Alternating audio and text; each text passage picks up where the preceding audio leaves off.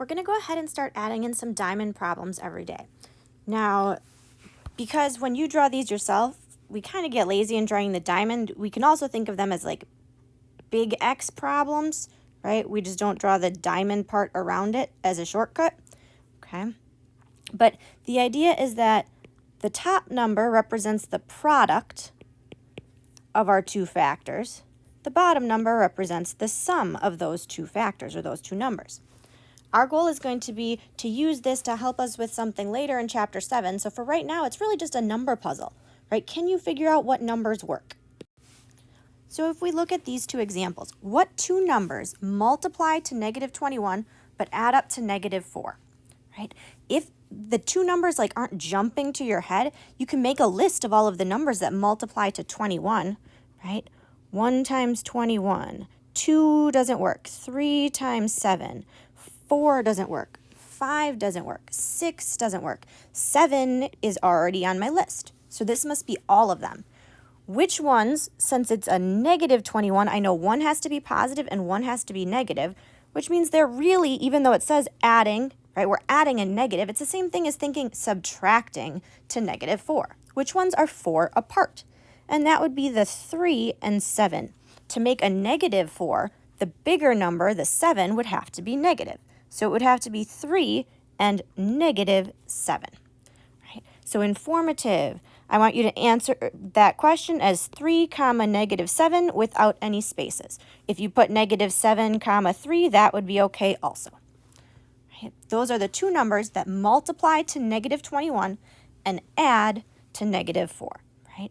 3 times -7 is -21, and 3 plus -7, or 3 minus 7, is -4.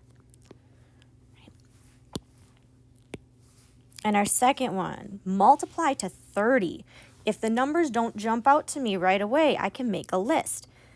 1 times 30, 2 times 15, 3 times 10, 4 doesn't work, 5 times 6. The next number here would be 6, but since that's already on my list, that must be all of the things that multiply to 30. There are a lot less things that multiply to 30 than things that add to -13. So that's why it's easier to make the list for multiplying. So I made my list for multiplying. Which ones could add up to -13? Right? Well, this is one of the tough numbers because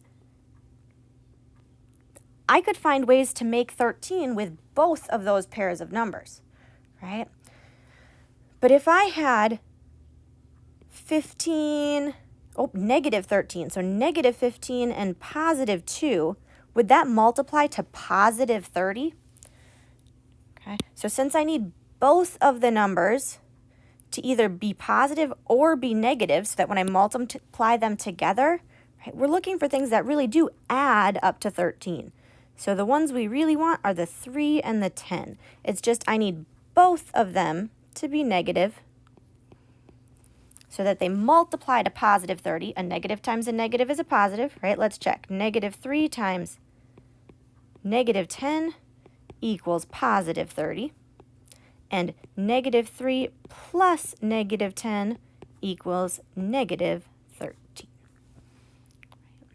So informative, I would answer -3, -10, or -10, -3. Please make sure you don't have any spaces when you type those in. So we're going to start adding these every day, see if we could really get good at them. So just a couple of them every day. So go ahead and try those for me, please.